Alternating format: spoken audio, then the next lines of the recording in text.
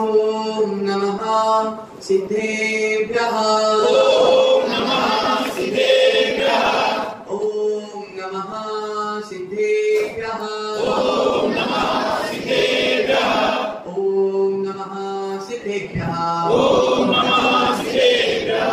नमो हरिहन्तायं नमो सिद्धायं नमो आयरीयायं नमो वैद्यायं नमो लोके सव्यसागुणम्। वन्दे तु सव्यसिद्धे द्रव्यमजन्मङ्गये पते बोच्छामि समय पावड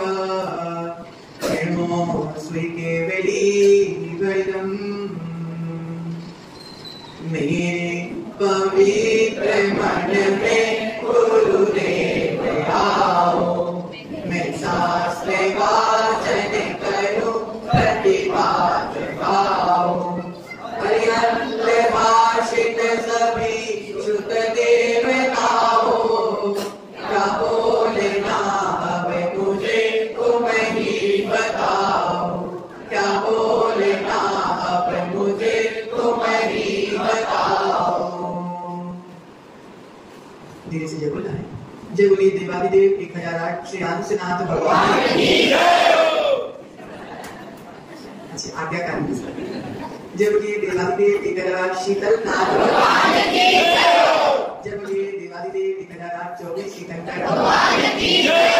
जय बोलिए गुरुनाम गुरुदेव गणाचार्य गुरुदेव श्री विराट सागर जी महाराज की जय।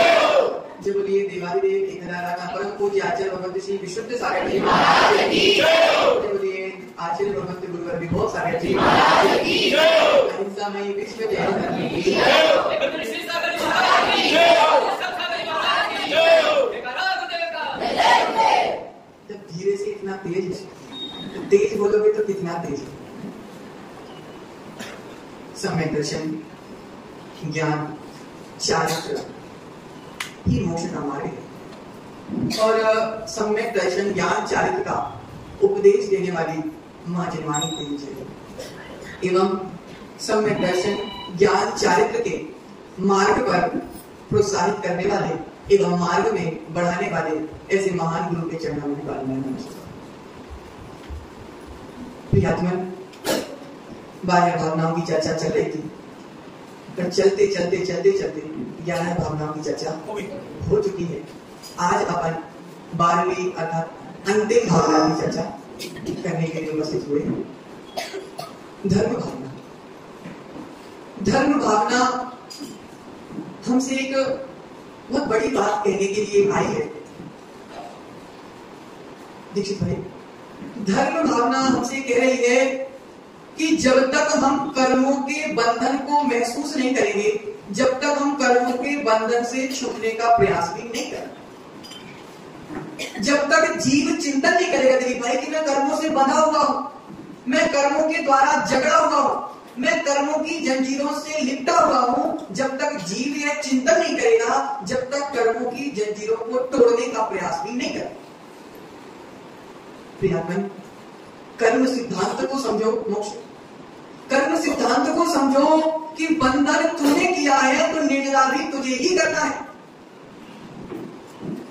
आचार्य भगवत कह रहे हैं जिस धर्म को अभी तक हम धर्म समझते आए हैं, वास्तव में वह धर्म तो है, लेकिन धर्म का जो वास्तविक रूप है वो नहीं। प्रकाश है बहुत मन लगा के पूजन करने आए भगवान के चरणों में, अच्छे मन लगा के भजन के साथ ढोल नगाड़ों के साथ तुम तीर्थंकर की बहुत भक्ति से पूजन कर रहे थे, और उसी बीच में घर से देवी का फोन आ गया। घर से देवी का फोन आ गया कि भैया जल्दी आ जाओ, इनकम टैक्स वालों ने घर में रेड मार दी। अब पूजन पूरी करोगे? बोलो शांति, ओम शांति बोलो ना प्रकाश। तुम बोल नहीं रहे हो इसलिए हल्ला करो। पूजन पूरी होगी क्या? मान लो फॉर एग्जाम्पल तो इनकम टैक्स वाले जुनू के पापा को पकड़ते। बता जुनू के पापा खूब भक्ति भाव से तुम तीर्थंकर की पूजा कर रहे हो, खूब मनोभाव से पूजा कर और जुगनू की माँ का फोन आ गया कि घर पे आ जाओ, इनकम टैक्स वाले आ गए, पूजन पूरी होगी क्या? पूजन पूरी हो तो जाएगी लेकिन मन नहीं। अर्थात हम धर्म तो कर रहे थे, लेकिन वास्तविक धर्म का जो रूप था वह हमारे सामने नहीं आ पाया। अनादिकाल से हम पूजा कर रहे हैं, लेकिन ऐसी बिना मन की पूजा कर रहे हैं जिस कारण से अभी तक हम अपनी आत्मा को पूज्य नहीं बना पाते। इच्छा की पूर्ति के लिए धर्म बहुत लोग कर रहे हैं। मुन्ना भाई, इच्छा की पूर्ति के लिए धर्म बहुत लोग कर रहे हैं, लेकिन इच्छा की पूर्ति कभी हो नहीं पा रही। आचार्य कहते हैं जरूरत तो भिखारी की भी पूरी हो जाती है, लेकिन इच्छा तो सिकंदर की भी अधूरी रह जाती है। क्या जरूरत तो भिखारी की भी पूरी हो जाती है, लेकिन इच्छा तो सिकंदर की भी अधूरी रह जाती है, क्योंकि इच्छा का गड्ढा इतना गहरा है दिलीप भाई, आशा का गड्ढा इतना गहरा है, इतना गहरा है, इतना गहरा है, कितना भी भरने लाओ खाली का खाली ही रह जाता है। इसलिए आचार्य कह रहे हैं इच्छा के गड्ढे को भरते भरते अनंत काल निकल गए। अब मात्र एक इच्छा है कि हे भगवान मेरी आत्मा कर्मातीत हो जाए। कैसे हो जाए? कर्मातीत हो जाए, कर्मों से रहित हो जाए, और दूसरी इच्छा और मेरे जीवन में बची नहीं। ऐसा जिनवाणी बोल रही, दिलीप भाई बोल रही, ऐसा जिनवाणी बोल रही। आचार्य भगवंत कह रहे हैं कि सम्यक दर्शन, सम्यक ज्ञान और सम्यक चारित्र यही धर्म है। जब तक श्रद्धा आई नहीं तुम्हारे जीवन में, कैसी श्रद्धा होना पाई? समीचीन श्रद्धा। जहां श्रद्धा प्रारंभ होती है वहीं से धर्म प्रारंभ होता है। तुम कितना भी धर्म कर लेना, लेकिन श्रद्धा नहीं है तो वह सब अधर्म है। सम्यक शब्द जहां जुड़ता है, अर्थात समीचीनता जहां से प्रारंभ होती है, मोक्ष धर्म वहीं से प्राप्त होता है। धर्म हमको पार कराने वाला है, संसार में डुबाने वाला नहीं। धर्म तो वह नैया के समान है, जो नैया हमको उस पार लगाने वाली है, डुबाने वाली नहीं है। लेकिन उस नैया में अगर मिथ्यात्व का छेद हो जाएगा तो कर्मों का पानी नैया में घुस जाएगा और नैया डूब जाएगी। मिथ्यात्व का छेद अगर नाव में हो गया तो कर्मों का पानी आना प्रारंभ हो जाएगा, और कर्मों का पानी आना प्रारंभ हो जाएगा तो नाव नदी में डूब जाएगी। उसी प्रकार अगर आत्मा में मिथ्यात्व का छेद हो जाएगा तो कर्मों के आश्रम का पानी भर जाएगा और हमारी आत्मा भी संसार सागर में डूब जाएगी। अगर पार लगाने वाला कोई सहारा है, अगर पार लगाने वाला मनोज भाई, अगर जीवन को पार लगाने के लिए कोई सहारा है तो आपके बेटे की मां नहीं, आपकी आत्मा को संसार से पार लगाने वाला आपकी बेटा नहीं है, आपकी बेटी नहीं हो, ना बेटा बेटी की मां है। संसार से पार लगाने वाला अगर कोई है उसका नाम है जिन धर्म, जिनेंद्र भगवान का धर्म। वर्तमान की स्थिति आडंबर को धर्म मान रही है, साज सजावट को धर्म मान रही है, सजाना धजाना अच्छे बन ठन के घूमने को धर्म मान रही है, लेकिन हमारा जिन धर्म इस आडंबर को किसी हाल में भी स्वीकार नहीं करता। आडंबर जहां है वहां धर्म हो ही नहीं सकता। जहां आडंबर होता है वहां धर्म गौण हो जाता है, छुप जाता है, ढक जाता है, आवरण आ जाता है, और जहां आवरण आ जाता है वहां धर्म प्रकट नहीं होता। जीवन में हम धर्म के नाम पर इतना छल कर रहे हैं, इतना छल कर रहे हैं, कहते हैं कि हम मंदिर जा रहे हैं, भगवान की पूजन करने जा रहे हैं, अपनी झोली भरने जा रहे हैं, पुण्य से, पैसे से नहीं। तुम्हारे यहाँ भगवान पैसे बांटते तो नहीं, सुबह भीड़ ज्यादा रहती है, भगवान पैसे नहीं बांटते, लेकिन भगवान के पास आने से पुण्य से झोली तो पक्का पक्का भर जाती है। लेकिन जीव इतने छल में धर्म कर रहा है, इतने छल में धर्म कर रहा है, वह सोच रहा है कि मैं छल कर रहा हूं, किसने देखा? प्रसन्न भाई, मैं बदमाशी कर रहा हूं, मैं छल कर रहा हूं, मैं धोखा कर रहा हूं, किसने देखा? लेकिन कर्म कह रहा है कि तू कितना भी छुपा ले, लेकिन मैं तुझे छोड़ने वाला। जो जीव छल करता है, जो जीव छल करता है वे अगले भाव में मछली बनता है। क्या बनता है? मछली बनता है, और मछली बनता है और दिखता है आटा और रहता है कांटा। मतलब दिखता क्या है? आटा, लेकिन रहता क्या है? तुमने भी छल किया था, तुमने भी छल किया था। ऊपर से कुछ दिखते थे, भीतर से कुछ रहते थे। जब मर के मछली बने तो आटा की लालच में गए और कांटे में फंसकर जीवन समाप्त कर दिया। समझो, श्रद्धा से धर्म प्रारंभ होता है। धर्म भावना यही कह रही है कि हमें धर्म में मन नहीं, हमें मन में धर्म को बैठाना। देखिए भाई, हमें धर्म में मन नहीं। अगर धर्म में मन लगाओगे तो अर्थात मन तुम्हारा धर्म में भी है और कहीं कहीं और भी है मोक्ष। अगर धर्म में मन लगाओगे अक्षय भाई, तो इसका मतलब है कि मन तुम्हारा धर्म में भी है और मन तुम्हारा घर में भी टिका हुआ है और कहीं कहीं और टिका हुआ है। लेकिन अगर मन में ही धर्म आ गया, फिर मन तुम्हारा विचलित होने वाला है। इस स्थिरता को प्राप्त हो जाएगा और मन स्थिर हो जाएगा तो कर्मों का क्षय होना निश्चित है। सारे पाप से जी, सारे पाप बाहर से बाद में होते हैं, मन से पहले होते हैं। बताओ, बाहर से बच्चे को थप्पड़ हम बाद में मारते हैं, भीतर से थप्पड़ हम पहले मार चुके होते हैं। क्योंकि जैसी मन की परिणति होती है वैसी शरीर की प्रवृत्ति होती है। प्रियमन, रत्नत्रय ही धर्म है और रत्नत्रय का उल्टा मिथ्या दर्शन, मिथ्या ज्ञान और मिथ्याचार ही अधर्म है। सम्यक दर्शन ज्ञान चारित्राणी मोक्ष मार्गा, मिथ्या दर्शन ज्ञान चारित्राणी संसार मार्गा। अच्छा भाई, सत्य की नहीं? अरे भाई, सत्य की नहीं? मिथ्या दर्शन ज्ञान चारित्र ही संसार में डुबाने का सबसे बड़ा सहायक बनेगा। तुम्हारा सहायता किसकी है? मिथ्या दर्शन कहता है हम तो डूबे हैं मुन्ना भाई, हम तुम्हें भी डुबा कर ले जाएंगे। क्या कह रहा? हम तो डूबे हैं मुन्ना भाई, हम तुम्हें भी डुबा के ले जाएंगे। लेकिन सम्यक दर्शन कहता है मैं इस संसार से पार करने वाला हूं, मुझे स्वीकार कर लो मुन्ना भाई, मैं तुम्हें भगवान बनाने वाला हूं। कौन बनाएगा भगवान? सम्यक दर्शन ज्ञान चाहिए ही तुम्हें भगवान। अनेक देवांगनाओं के साथ रमण करते करते स्वर्ग में सौधर इंद्र को जो सुख होता है, मतलब भाई, अनेक देवांगनाओं के साथ रमण करते हुए, भोग करते हुए सौधर इंद्र को जो सुख होता है वह संयमी जीव को एक पल में प्राप्त हो जाता है। जितना सुख संयम में है, जितना सुख रत्नत्रय में है, वैसा सुख दुनिया के किसी कोने में नहीं। प्रियतम, जहां अहंकार आ जाता है, जहां ममकार आ जाता है, मैंने किया, मैं करता रहता हूं, मेरे द्वारा कोई पत्ता नहीं हो सकता, ओहो, यही तुम्हारा धर्म समाप्त हो गया। ठीक जी, यही हमारा धर्म समाप्त हो गया। जहां ममकार अहंकार आ जाता है वही धर्म शून्य हो जाता है, और जहां पर सम्यक दर्शन ज्ञान चारित्र आ जाता है, जहां से आत्मा की अनुभूति प्रारंभ हो जाती है, वहां से धर्म प्रारंभ हो जाता है। धर्म भावना कह रही है हमें धर्म को नहीं पालना। तो धर्म पालते हो क्या? धर्म पालते हो क्या? माता राजा धर्म पालती हो क्या? बोलो ना, कौन पालता? धर्म नहीं पालते तुम लोग? सेठ जी, धर्म पालते हो? नहीं, हमारा प्रश्न तो सुनो, धर्म पालते हो क्या? प्रश्न भाई खड़े हो। आपके घर में माता पिता है? माता, ठीक है, मम्मी आपके साथ रहती है? ठीक है, मम्मी आपके साथ रहती है?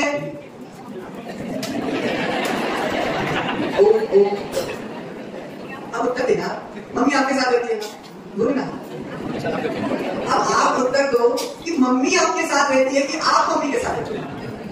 आप मम्मी के साथ रहती है। आप धर्म का पालन करते हो कि धर्म आपका पालन करता है? आप धर्म का पालन करते हो। हम धर्म से भी बदलना कि हम धर्म का पालन करने लगे। धर्म हमारा पालन करता है, धर्म मां पाले, धर्म हमारा पालन करता है। आचार्य कह रहे हैं हमें धर्म का पालन करने की आवश्यकता नहीं है मुन्ना भाई, हमें तो मात्र श्रद्धा करना है, हमें तो केवल विश्वास करना है, हमें तो केवल भावना बनाना है। धर्म हमारा पालन अपने आप करता है। हमें धर्म नहीं पालना, हमें तो श्रद्धा पालना। क्या? अच्छा भाई, हमको धर्म नहीं पालना, हमको तो श्रद्धा पालना है। धर्म हमारा पालन अपने आप करेगा। ये धर्म मां पाले। चलो भाई, आते भगवान, ये धर्म मां पाले, धर्म मेरा पालन करो। श्रावक धर्म और मुनि धर्म, दो प्रकार के धर्म। कितने प्रकार के धर्म हैं? श्रावक धर्म और मुनि धर्म। श्रावक के लिए आचार्यों ने 11 प्रतिमाओं का विधान बताया। एवं मुनियों के लिए 10 धर्मों का विधान बताया। उत्तम क्षमा आदि 10 धर्म एवं दर्शन व्रत सामायिक आदि 11 प्रतिमाएं। अब आज अपन एक एक प्रतिमा और एक एक धर्म को जानने का प्रयास करते हैं। आज भगवंत कह रहे हैं जो श्रद्धावान है, विवेकवान है, क्रियावान है, वह कौन है? श्रावक है। और जो जिनेंद्र भगवान के वचनों को श्रद्धा पूर्वक सुनता है, क्या? जो जिनेंद्र भगवान के वचनों को अर्थात जिन वाणी को श्रद्धा पूर्वक सुनता है वह श्रावक है। श्रावक के लिए आज भगवंत ने 11 प्रतिमाओं का विधान बताया, जिसमें प्रतिमाओं के लिए आज भगवंत ने श्रेणी शब्द का उपयोग किया कि जैसे जैसे व्रतों को जीव धारण करता जाता है वैसे वैसे वह अपनी श्रेणी चढ़ता जाता है। तो प्रथम सीढ़ी बताई है दर्शन प्रतिमा। कौन सी सीढ़ी माता? दर्शन प्रतिमा। प्रथम प्रतिमा है दर्शन प्रतिमा, जिसमें शरीर, संसार, शरीर और भोगों से निर्वेगता उत्पन्न हो जाती है, उदासीनता उत्पन्न हो जाती है। अब जीव धीरे धीरे संसार, शरीर, भोगों से दूर होने का प्रयास प्रारंभ कर देता है और देव मूर्ता, गुरु मूर्ता एवं लोक मूर्ता इन मूर्ताओं से दूर हो जाता है। अब देव मूर्ता कैसे? अदेव को कुदेव को देव मान लेना। किसको? अदेव को कुदेव को देव मान लेना। आदि आदि अर्थात बहुत कुछ देखा जाता है। त्रियंचों को भी टीका किया जाता है, त्रियंचों को भी टीका किया जा रहा है, अर्थात त्रियंचों को भी देव रूप में स्वीकार किया जा रहा है। आदि आदि की आराधना करना अर्थात सच्चे जिनेंद्र देव को छोड़कर, वीतरागी जिनेंद्र देव को छोड़कर जिनकी भी आराधना करी जा रही है, अर्थात वीतरागता को छोड़कर जहां भी आराधना करी जा रही है वह सब देव मूर्ताओं में आता है। फिर दूसरा गुरु मूर्ता। गुरु मूर्ता के एक और शब्द उपयोग किया गया, पाखंड मूर्ता। कौन सी मूर्ता? पाखंड मूर्ता अर्थात विषय आशाओं से लिप्त, आरंभ परिग्रह में लिप्त रागी द्वेषियों को गुरु रूप में स्वीकार करना। ये कौन सी मूर्ता है? गुरु मूर्ता। इसलिए क्या बोला? पाखंड मूर्ता। ठीक है, इसलिए अंबर वाले गुरु नहीं होते, हमारे गुरु तो दिगंबर।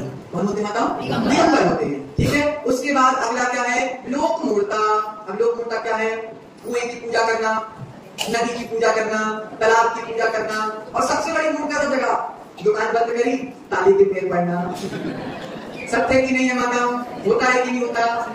दुकान के चौखट की पैर पड़ना रोजी रोटी है। क्या बोलते महाराज? रोजी रोटी है। इस सब लोक मूर्ता में आते हैं और इससे और कर्मों का असर।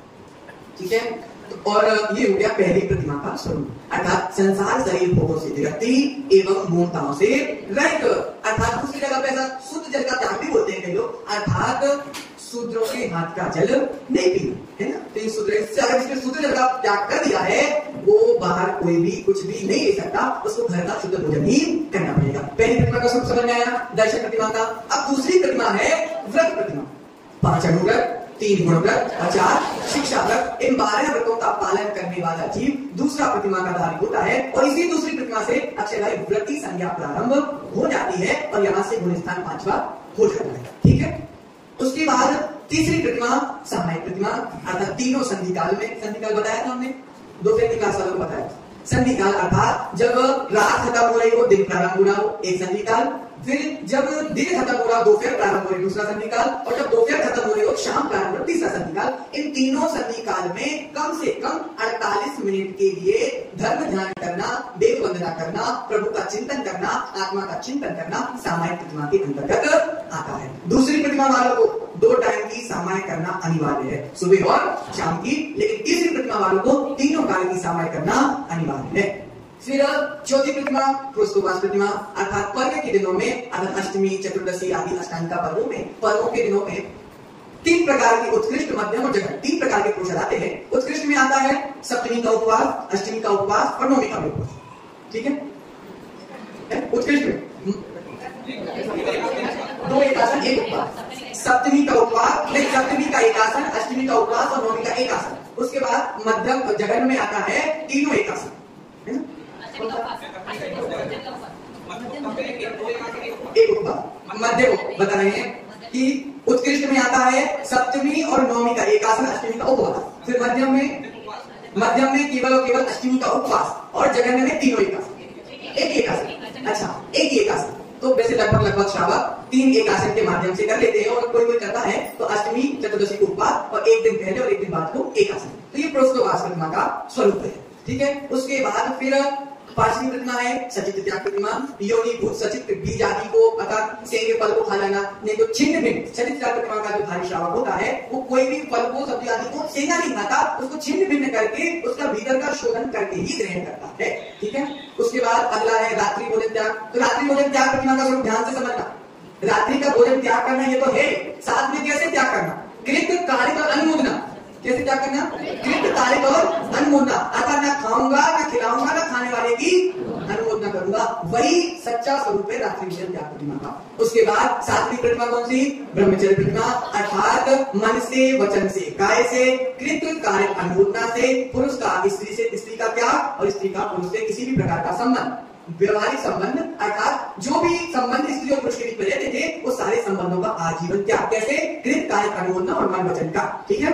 उसके बाद अगला कौन सा है, आरंभ त्याग प्रतिमा, आरंभ आदि सारी क्रियाओं का त्याग, निवृत्त हो जाना। कैसे निवृत्त हो जाना, आरंभ की क्रियाएं कौन कौन सी हैं, झाड़ू पोछा कपड़े धोना भोजन पकाना, ये सब आरंभ की क्रिया, जिन क्रियाओं के माध्यम से भोग पाप का आश्रय होता है अर्थात जिनसे जीवों की विराधना होती है, ऐसी क्रियाओं का त्याग करना। ये कौन सी प्रतिमा हो गई, आठवीं प्रतिमा। उसके बाद नौवीं प्रतिमा परिग्रह त्याग प्रतिमा, अर्थात परिग्रह का त्याग कैसे होगा, हाँ एक बाधा बना लेना, एक बोला जाए कि बाउंड्री बना लेना कि इससे ज्यादा मैं परिग्रह, अर्थात जितनी वस्तु का मेरा यथार्थ में उपयोग है उन वस्तुओं को छोड़कर जितनी भी बोला जाए तो निष्प्रयोजन का परिग्रह है, जिनका कोई प्रयोजन नहीं है, ऐसे परिग्रहों का त्याग करके सीमित कर लेना अपने आप को, अपने परिग्रह को सीमित कर लेना परिग्रह त्याग प्रतिमा के अंतर्गत आता है। उसके बाद अगली प्रतिमा अनुमति त्याग प्रतिमा, किसी भी प्रकार की अनुमति नहीं देना, घर व्यापार आदि कार्यों में अनुमति का त्याग कर देना। जिस अगर हम अनुमति देंगे और अगर उस अनुमति को देने के पश्चात उसमें जो भी पाप आदित होगा वो हमारे खाते में आएगा, इसलिए अनुमति का ही त्याग कर देना। उसके बाद अंतिम 11वीं प्रतिमा कौन सी है, उद्दिष्ट त्याग, अर्थात अपने निमित्त से बने भोजन का भी त्याग कर देना। तो आचार्य कह रहे हैं 11वीं प्रतिमा में 3 भेद हैं, ईलक, शुल्लक एवं चुल्लिका। मतलब बोला जाए माता वर्ग में अर्थात महिला वर्ग में चुल्लिका एवं ईलक और शुल्लक, ये सब 11 प्रतिमाओं के धारी होते हैं। ईलक जी का है स्वरूप एक अंगूर अर्थात एक वस्त्र धारण करना, शुल्लक जी और चुल्लिका जी 2 वस्त्रों को धारण करना। ठीक है। 11वीं प्रतिमा का धारक श्रावक उत्कृष्ट श्रावक की श्रेणी में आ जाता है। अब देखो एक बहुत अच्छी बात सुनना है दिलीप भाई, जब अपन बोली लेते हैं या कुछ करते हैं तो शब्द उपयोग करता है श्रावक श्रेष्ठी, श्रावक श्रेष्ठी अक्षय जी, तो क्या आप श्रावक श्रेष्ठी हो, श्रावक उस अल्पकालीन समय के संगत ये अपन बोलते हैं, बहुत जगह चलता आ रहा है, लेकिन श्रावक श्रेष्ठी तो 11वीं प्रतिमा का धारी ही है। सामान्य श्रावक, श्रावक रत्न हो सकता है, श्रावक उत्कृष्ट श्रावक में नहीं आएगा वो, क्योंकि श्रावक श्रेष्ठ अगर श्रावकों में श्रेष्ठ कौन है, श्रेष्ठ बना है श्रावकों में 11 प्रतिमा का धारक ही श्रावकों में श्रेष्ठ है, इसलिए इसके लिए कोई दूसरी संज्ञा प्रारंभ करना पड़ेगा, क्योंकि हर जगह देखते आ रहे हैं, लेकिन वास्तव में श्रावक श्रेष्ठी तो 11 प्रतिमा का धारी ही, क्योंकि श्रावकों में श्रेष्ठ वही हाँ श्रेष्ठी बोल सकते, श्रेष्ठी श्री उपयोग कर सकते आप, श्रेष्ठ है, लेकिन श्रावकों में श्रेष्ठ तो केवल ईलक शुल्लक चुल्लिका ही अर्थात श्रेष्ठ श्रावकों में आएंगे। ग्रस्त श्रावक श्रेष्ठी कैसे होगा, ग्रस्त में श्रावक है लेकिन श्रावक श्रेष्ठी नहीं। आगम के अनुरूप देखा जाए तो श्रेष्ठ श्रावक, श्रावक तो श्रावक है, चाहे ग्रस्त हो चाहे शुल्लक ईलक भी है, ग्रस्त नहीं है लेकिन श्रावक है, लेकिन वो श्रावकों में श्रेष्ठ हैं और श्रावक श्रेष्ठी केवल श्रेष्ठ श्रावक 11 प्रतिमा का धारी ही श्रावक श्रेष्ठी हो सकता है। और आहिताएं उपचार से महावृत्ति में आपके शामिल नहीं। हाँ प्रचलन में तो चला रहा है, व्यवहारिकता में प्रचलन में चला रहा है, लेकिन उसकी वास्तविक अर्थ तो यही है कि जो श्रावकों में श्रेष्ठ, समान रूप ऐसे बोल सकते हैं, लेकिन अगर आगम के परिप्रेक्ष्य में देखा जाए तो श्रावक श्रेष्ठ तो 11 प्रतिमाधारी ही होता है। उसके बाद अब आते हैं जो महापुरुषों के द्वारा अर्थात महान पुरुषों के द्वारा व्रत धारण किए जाते हैं, वे कौन से व्रत कहलाते हैं, महाव्रत कहलाते हैं। जिन व्रतों के धारण करने से दोनों बात बोल सकते हैं, जो महापुरुषों के द्वारा व्रत धारण किए जाते हैं वे महाव्रत कहलाते हैं, और दूसरी जगह बोला जाए जिन व्रतों को धारण करने से जीव महान हो जाता है वो महाव्रत है। ठीक है ना। तो श्रवण संस्कृति में श्राद्धता की उपासना नहीं है, श्रवण संस्कृति में वीतरागता की उपासना है। हमारा वीतराग धर्म क्रियाओं को महत्व नहीं देता, हमारा वीतराग धर्म परिणामों को महत्व देता है। इसलिए आचार्य कह रहे हैं अब मुनि धर्म की व्याख्या, अभी तक 11 प्रतिमा किसकी थी माताओं, श्रावकों की थी। अब है 10 धर्म, कितने धर्म है, 10 मुनि, जो सकल रूप में पालन करते हैं 10 धर्मों को, वो है मुनि। अर्थात उत्तम क्षमा, अर्थात क्रोध का त्याग, है ना। क्रोध के अभाव में उत्तम क्षमा धर्म प्रकट हो जाता है, मान के अभाव में उत्तम माधव धर्म प्रकट हो जाता है, माया के अभाव में उत्तम आर्जव धर्म प्रकट हो जाता है। और सोच धर्म क्या है? आत्मा की गंदगी अर्थात कषायों की पापों के माध्यम से जो कलुषता भरी हुई है, जो गंदगी भरी हुई है, उनकी सफाई करना कौन सा धर्म हो जाएगा? ये सोच धर्म हो जाएगा। फिर असत्य का त्याग करना और ऐसे सत्य का भी त्याग करना जिससे किसी का अहित हो जाए, ठीक है ना। तो ये कौन सा धर्म हो जाएगा? सत्य धर्म हो जाएगा। उसके बाद संयम, असंयम का त्याग करना, असंयम के अभाव में जो धर्म प्रकट होता है वो कौन सा धर्म? संयम धर्म। फिर शक्ति के अनुसार तप करना, तो तप, शक्ति के अनुसार त्याग करना, तो त्याग। और मेरा कुछ नहीं है, मैं किसी का नहीं हूँ, मैं अकेला था, अकेला हूँ, अकेला ही रहूंगा, इसका चिंतन करना आकिंचन धर्म। एवं आचरण भी करना, चिंतन बस नहीं करना, आचरण भी करना, क्योंकि धर्म आचरण से होता है, चिंतन से तो प्रारंभ होता है, लेकिन धर्म वास्तविक प्रारंभ कब से होता है? आचरण से प्रारंभ होता है। एवं ब्रह्मचर्य, अब ब्रह्म का त्याग करना ही ब्रह्मचर्य व्रत अर्थात धर्म में अंदर आता है। ये हो गए मुनियों की 10। तो ये धर्म भावना हमको ये धर्मों की विवेचना बता रही है, ये धर्म भावना हमको धर्मों का स्वरूप बता रही है, जिससे हम इस मार्ग पर आगे बढ़ते जाएं। क्योंकि आचार्य कह रहे हैं कि दीक्षित भाई, धन तो हमने बहुत कमा लिया, धन कमाते कमाते बहुत पार निकल गया, धन के साथ धर्म कमाना भी है, और अगर धर्म नहीं कमाया तो जीवन में कुछ नहीं कमा। भाई धर्म नहीं कमाया तो धन खूब कमा लिया, खूब धन कमा लिया, लेकिन धन का धर्म के बिना धन की कोई कीमत नहीं होती। धर्म के बिना धन की कोई कीमत नहीं होती। बहुत सारे धनवान घूम रहे हैं, बहुत सारे धनवान, तुमसे बड़े बड़े धनवान घूम रहे हैं, लेकिन धनवानों की कीमत नहीं होती, धर्मवानों की कीमत हुआ करती है। तो आचार्य कह रहे हैं कि अपने जीवन में धर्म को लाने का प्रयास करें। धर्म भावना कह रही है कि हमने दुनिया में सब कर लिया, कोई काम शेष नहीं रह गया, हमने सब चीज कर ली, मात्र एक बार मेरा चित्त धर्म में आकर स्थिर हो, मेरा चित्त धर्म में आकर, क्योंकि जिसका चित्त धर्म में आकर स्थिर हो जाता है उसको फिर कहीं और भटकने की आवश्यकता। धर्मा सर्व सुखा करो हित करो, धर्म से बड़ा सुख करो हित का दुनिया में कोई दूसरा नहीं। प्रियमन, जीवन में जब कपट मिट जाती है, जब जीवन में मोक्ष का कपाट अपने आप खुल जाता है, इसलिए बंधुओं, माँ के सारे बेटे, अरे भाई, माँ के सारे बेटे जब एक साथ भोजन करते हैं तो माँ को बड़ा आनंद आता है। जब माँ के सारे बेटे एक साथ भोजन करते हैं तो माँ को बड़ा आनंद आता है। उसी प्रकार खान को लगने वालों, जब आप लोग भगवान के चरणों में एक साथ पूजन करते हो तो हमें बड़ा आनंद, क्योंकि जहां एकता होती है मुन्ना भाई, जहां एकता होती है वहां सफलता अपने आप आ जाती है, और जहां मतभेदता हो जाती है, जहां टुकड़े टुकड़ों में बढ़ जाते हैं, वहां से अलग अलग और असफलता आना प्रारंभ हो जाती है। इसलिए आचार्य कह रहे हैं माँ की खुशी और गुरु की खुशी जगह पे एक जगह होती है। आप लोग एक साथ प्रवचन सुनने आते हो, एक साथ जिमानी सुनने आते हो तो सही में आनंद आता है, क्योंकि ये सामूहिक पुण्य हो रहा है, और भविष्य में जब इसका फल आएगा तो सामूहिक रूप में ही तो होगा, पक्का सामूहिक रूप में ही। क्या पता सारे जैसे आदिनाथ के समय इकट्ठे 600 राजा दीक्षा लेते थे, कितने राजा, 1000 राजा दीक्षा लेते थे, ऐसी खानपुर कॉलोनी में पूरी 400 की समाधि दीक्षा लेंगे। तो सामूहिक पुण्य का होता है, आगे क्या पता हो भी जाए। इसलिए प्रियात्मन, अपनी भावनाएं धर्म से जोड़ने का प्रयास करो, क्योंकि क्या है वर्तमान में धर्म देखा जा रहा है कि जुगनू के पापा ने भगवान से बोला, भगवान मेरा 3 खंड का नया मकान बन, क्या बोला, मेरा 3 खंड का नया मकान बन जाए, इत्तेफाक से तुम्हारा पूर्व का कोई पुण्य होगा, पूर्व में कोई तुमने पुण्य किया होगा और मकान तुम्हारा बन गया। अब क्या श्रीनाथ भगवान तो दुनिया में सबसे ज्यादा चमत्कारी भगवान है, क्या तुम्हारी सुन ली? क्या तुमने भगवान से बोला मेरा ये काम हो जाए और तुम्हारे पुण्य से मेरा काम हो गया तो भगवान चमत्कारी हो गए? और माँ ने लोगों दिलीप भाई ने बोला कि भगवान मेरा मकान बन जाए और इनका कोई पुण्य कम पड़ गया, इनका मकान नहीं बन पाए, तो भगवान तो किसी की सुनते, श्रद्धा खत्म हो गई, भक्ति खत्म हो गई, वहां धर्म प्रवेश नहीं करता, और जहां धर्म होता है वहां स्वार्थ कभी प्रवेश नहीं करता। शहरों में देखो 30-30, 35-35 किलोमीटर चल के गाड़ी के माध्यम से लोग मंदिर जाते हैं, भगवान ये काम हो जाए, भगवान वो काम हो जाए, लेकिन जब काम नहीं होता तो भगवान हमने इतना पेट्रोल बर्बाद किया, हमने इतना समय बर्बाद किया, तुम अतिशय क्षेत्र नहीं है, तुम्हारे अतिशय भगवान में अतिशय नहीं है, अब दूसरे मंदिर हमको जाना पड़ेगा। प्रियात्मन, ये धर्म नहीं है, धर्म तो एक है। धर्म तो कहता है कि तुम तो कर्म करो, जैसा तुम कर्म करोगे वैसा फल तुमको मिलेगा। वांछा और आकांक्षा में धर्म नहीं है, आत्मा के चिंतन में धर्म है। इसलिए अपने आप को धर्म से जोड़ने का प्रयास करो। धर्म भावना यही कह रही है कि वास्तविक धर्म को पहचानो। किसको पहचानो? वास्तविक धर्म को पहचानो।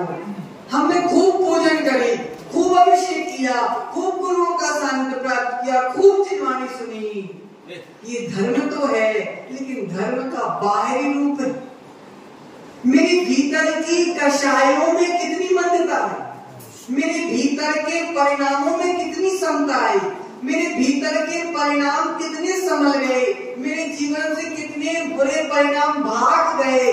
जब इसका आकलन करेंगे, जब हमको पता चलेगा कि हमने धर्म किया कितना है, मुन्ना भाई, जब पता चलेगा कि हमने धर्म किया कितना है।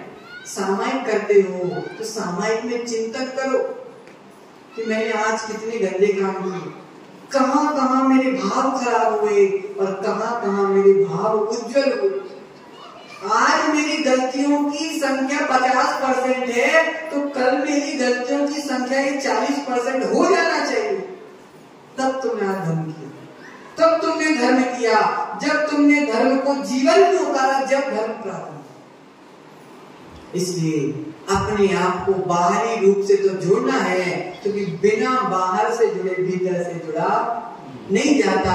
इसलिए द्रव्य रूप में तो सारी धार्मिक क्रियाएं करना है, लेकिन भीतर की जो विभाव परिणाम है उनको भगाकर स्वभाव का चिंतन करना वास्तविक धर्म है। इसलिए धर्म भावना के साथ आज हमारी 12 भावनाओं का सत्र खत्म होता है। इसलिए अब कल से अपन कुछ नया प्रारंभ करेंगे, कल से अपन भक्तांबर प्रारंभ करेंगे। इसलिए 12 भावनाओं के माध्यम से हमने धर्म के बारे में, अपनी आत्मा के बारे में जो कुछ भी जानने का प्रयास किया है, जान तो लिया है, लेकिन अब हम उसको अपने जीवन में उतारने का प्रयास करेंगे। जब कहीं जाकर हम अपनी आत्मा को परमात्मा अवस्था तक पहुंचा पाएंगे। इसी मंगल भावना के साथ परम पूज्य आचार्य भगवान विनोद सागर जी महाराज की जय। आज का पहला प्रश्न। आज के पुरस्कार के प्रत्याशक हैं सिंघवी पंतोली दिलीप कुमारी चंपालानी परिवार। आज के पुरस्कार के प्रत्याशक उनके बाबू की बहुत बहुत धन्यवाद। वो आ जाए और अपने हाथों से पुरस्कार यहाँ पर देंगे।